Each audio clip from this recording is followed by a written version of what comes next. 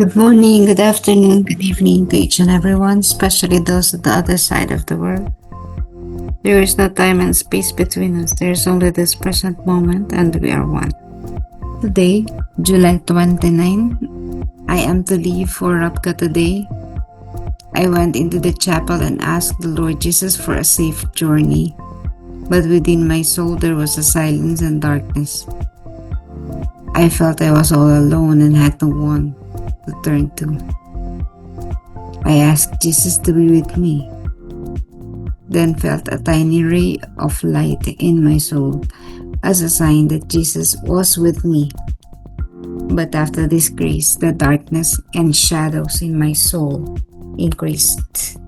Then I said, "Your will be done, for everything is possible to you." When I was on the train and gazed through the window at the beautiful countryside and the mountains, the torments of my soul grew even greater. As the sisters welcomed me and began to surround me with their warmth, my sufferings redoubled. Paalis na ako papuntang Rabka ngayon. Pumasok ako sa kapilya at nanalangin sa Panginoong Hesus para sa ligtas na paglalakbay. Ngunit, sa loob ng aking kaluluwa, mayroong katahimikan at kadiliman. Pakiramdam ko ay nag-iisa lang ako at walang malalapitan. Hiniling ko kay Jesus na samahan ako. Pagkatapos ay naramdaman ko ang isang momenting sinag ng liwanag sa aking kaluluwa, bilang tanda na si Jesus ay kasama ko. Ngunit pagkatapos ng biyayang ito, ang kadiliman at mga anino sa aking kaluluwa ay nadagdagan. Pagkatapos ay sinabi ko, "Matupad daw ang iyong kalooban sapagkat ang lahat ay posible sa iyo." Noong nasa tren ako at nakatanaw sa bintana sa magandang kanayunan at kabukiran, lalo pang lumakas ang paghihirap ng aking kaluluwa. Sa may init na pagtanggap at pagsalubong sa akin ng mga kapwa kumadre, nagdoble pa ang aking pagdurusa. Okay, kahapon ay nung sinabing paalis na siya patungong Rabka, ang sa kanya, nako, I have to be there the soonest. So sa kanya, napakatagal pa ng Agosto. I think it was Agosto, no? July 29 siya, nakaschedule na umalis na. So, medyo late na rin, pero hindi Agosto. Magtataka ka kasi may bumabagabag sa kanya, no? Malalim, sapagkat itong mga nakakarang entry, katulad nung kahapon, gusto niya umalis agad. She did not say the reason. Dadalhin daw niya yun hanggang kamatayan. Hindi niya sinabi kahit kanina kung bakit gusto niya agad-agad nandun na siya sa Rabka. Pero naisip ko lang, meron siya kasing pinagdaraanan ng kanyang kaluluwa ay nasa dapa na naman, nasa ebb. Kasi may mga internal torment siya eh. Di ba napansin niyo kahapon ganun din? Meron siya mga nararanasang pagpapakasakit. So pa iniisip ko, siguro may relasyon yung kanyang nararamdaman ng mga oras na yun, mga sandaling yun. Kung bakit niya gusto magtungo agad sa Rabka.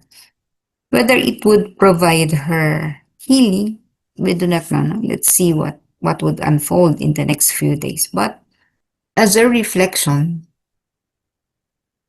na minsan kapag tayo ay lumbay na hindi mo maintindihan, hindi ka naman namatayan. Basta may pakiramdam ka lang na paano, spiritual dryness sa English ang tawag dito, no? Dumadaan tayo sa ganoon. Yung iba, hindi nila alam na yun na pinagdaraan. Pero, dumarating tayo sa point na lalo na yung mga matatagal na lingkod sa simbahan. At one point or another, naranasan nila yan. Yung parang tamad na tamad sila, wala silang magawa. They're just waiting for command. Nalulumo sila, no? At ang nakakaawa dito, hindi nila alam kung bakit nangyayari sa kanila. Si Faustina, alam niya, sinabi sa kanya ni Jesus.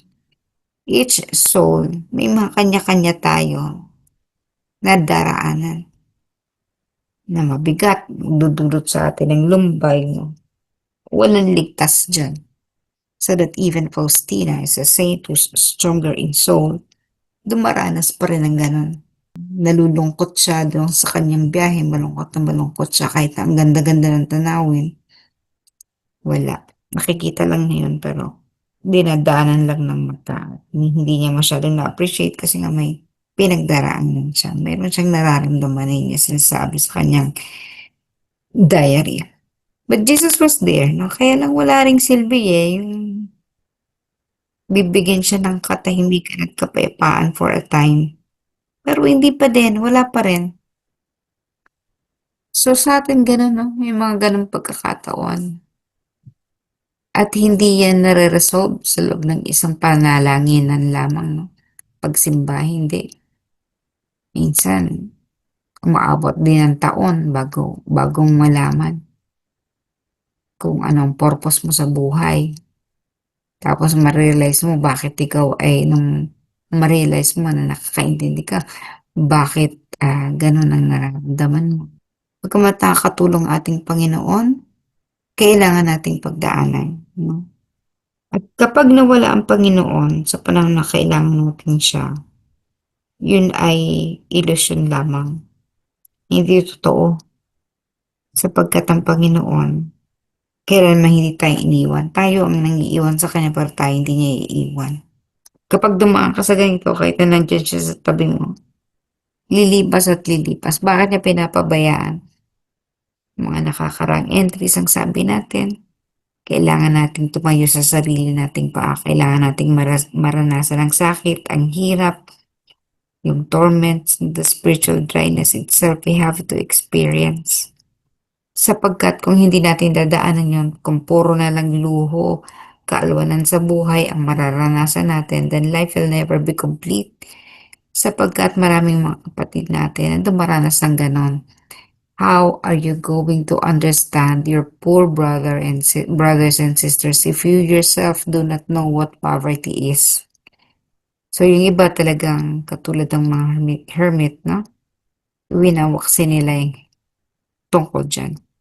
Again, this spiritual dryness is not simple.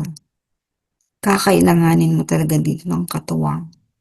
Nakakaloka kapag ikaw lang mag-isa.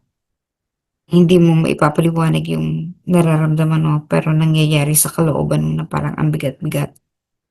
Well, this again is a prelude or pasilip sa kailangan mong bakahin at tiisin dahil sa iyong pagsunod sa ating Panginoon. Lahat ay dadaan sa apoy upang tayo madarang, upang tayo'y pukpukin hanggang makuha ng panday ang desired shape. No? Pero bago niya makuha ng panda ng desired shape para sa kanyang espada, yung mismong espada na pinupukpok niya, kailangan tiisin ang lahat ng pagpupukpok. Kailangan tiisin, figurative yun, no? Kailangan tiisin ng isang kaluluwa ang lahat ng kanyang mga sapin-sapin problema. Kailangan niyang relax lang, no? Sapagkat darating ang Panginoon. Kaya pag mga naranasan natin yung mga ganitong pagkakataon, wag na wag kayong hindi sisimba.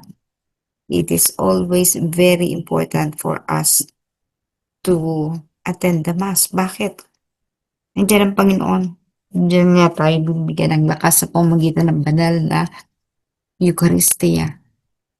Never ever stop.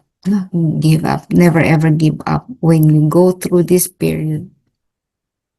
Sapagkat kapag dinadaanan mo na yung ganun, ibig sabihin, no, may mga nakahanda na sa iyo na malaking hamon, malaking palaisipan kung paano ito-solve, no? Jesus can only bring us light, give us light, a ray of light. Subalit tayo pa rin ang haharap sa lahat ng pagsubok. Let us invoke the power of Jesus so that we would be able to pass through this stage in our life.